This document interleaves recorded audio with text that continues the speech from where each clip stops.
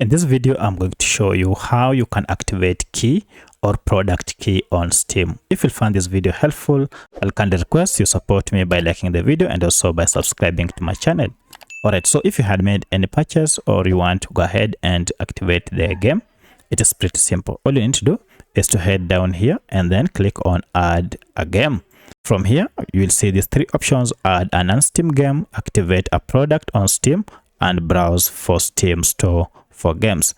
Go ahead and choose the second option, activate a product on Steam, and then this will take you to this page where you have to enter the product code or product key. So go ahead and enter the code or the key for your game and then click on confirm.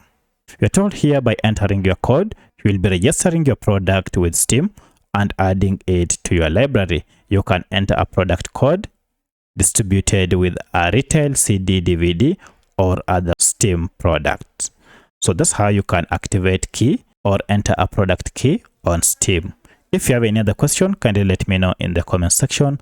Otherwise, thanks for watching and let's meet in the next video.